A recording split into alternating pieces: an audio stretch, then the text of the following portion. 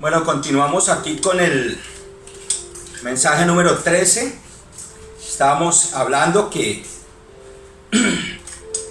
según la ley de los hombres, un mínimo porcentaje de personas son pecadores, porque le atribuyen a la palabra pecado estos acontecimientos fuertes que dejan muerte, que roban, que hieren.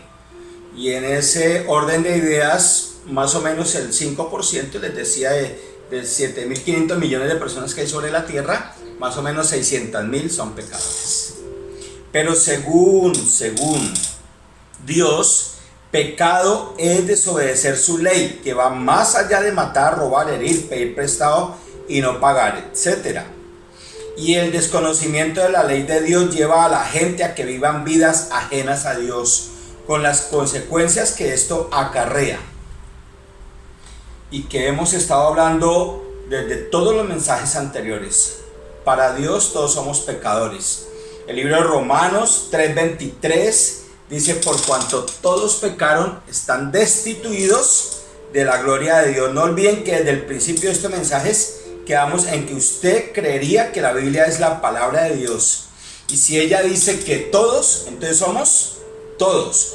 Queridos, esto es lo fascinante de la Biblia, pues ningún otro libro nos enseña sobre el pecado ni las consecuencias.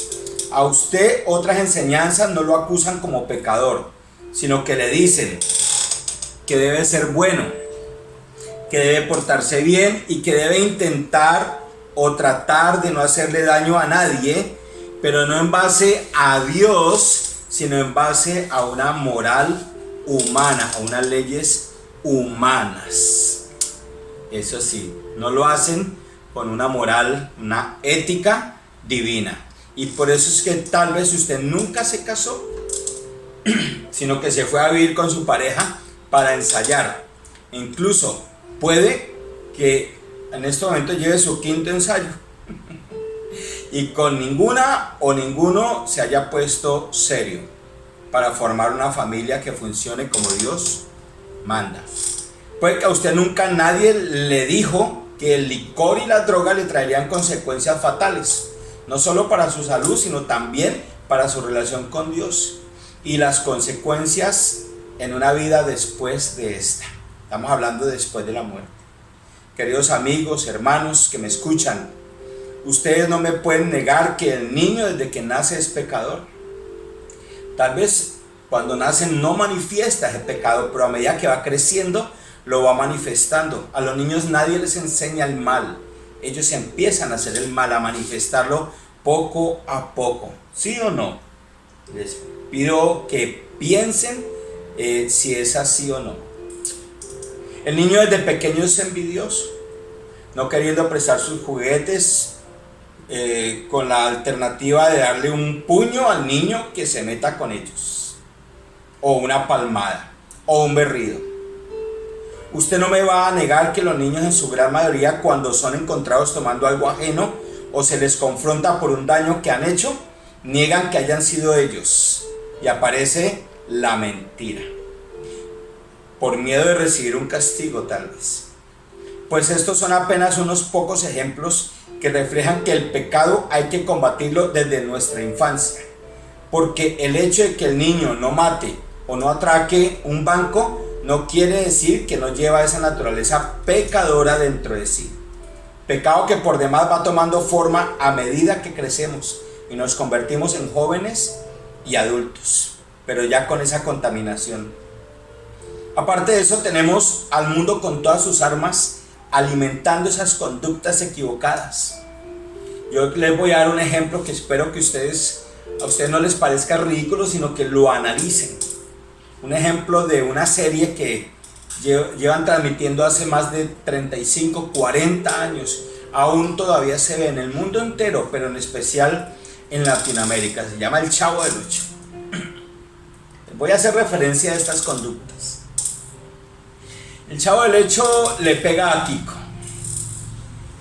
Kiko ensalza a su mamá para que le pegue a don Ramón.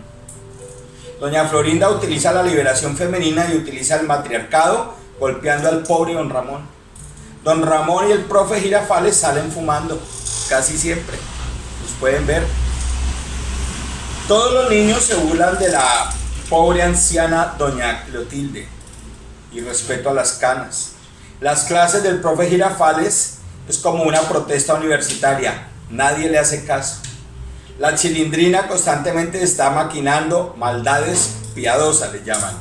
Al señor Barriga no le pagan los arriendos, y eso que no estamos en tiempos de pandemia. Puedo seguir nombrando todos los ejemplos que podemos ver ahí, que parecen muy chistosos.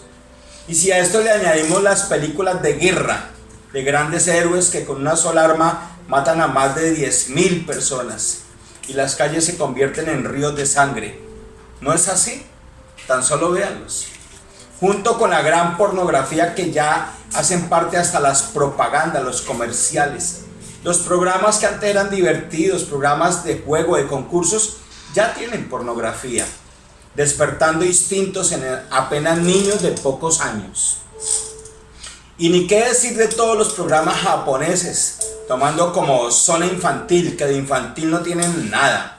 Pero las mayores influencias negativas están en casa, porque cuando el niño tiene 7 años y está con la niña del vecino, que tiene 6 añitos, ellos dicen que son novios y los padres los aplauden y se ríen, dicen tan lindos.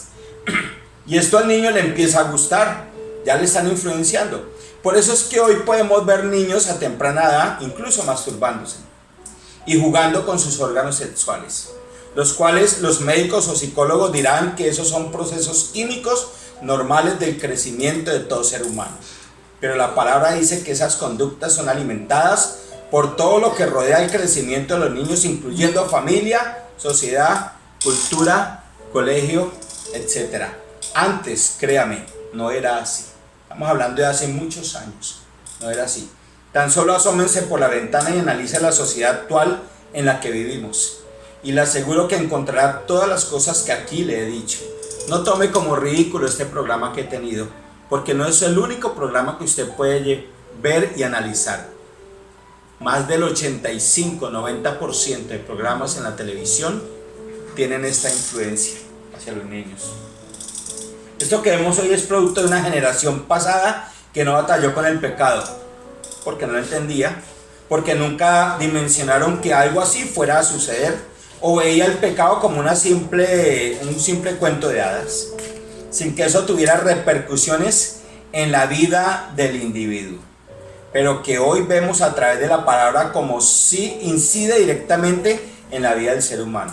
Incluso los podemos ver a nivel mundial con la situación que hoy está creando angustia y una gran mortandad, una estela de muerte por todo el mundo.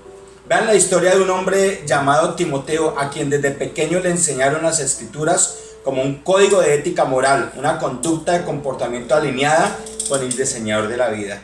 Miren lo que dice 2 de Timoteo 1:5.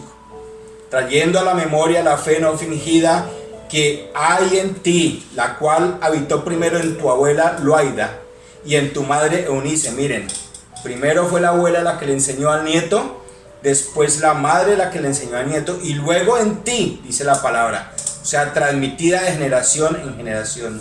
2 de Timoteo 3:14-15. Pero tú sigue practicando las enseñanzas que has aprendido. Tú sabes que son ciertas y conoces a quienes te las enseñaron. Conoces la conducta de tu abuela, conoces la conducta de tu mamá y de a dónde aprendieron ellas. ¡Ah, qué bonito! Desde niño conoces las sagradas escrituras que te pueden hacer sabio, y esa sabiduría te lleva a ser salvo a través de Jesucristo. Sabio es practicar lo que estudiamos en la palabra de Dios. Les he dicho en mensajes anteriores que el hecho que a usted sus padres no los hayan levantado con principios divinos no significa que usted tenga que hacer pasar a sus hijos por la misma situación. No podemos evitar que los pájaros vuelen encima de nosotros, pero sí podemos evitar que hagan nido en nuestras cabezas. Vamos a prepararnos para el siguiente mensaje.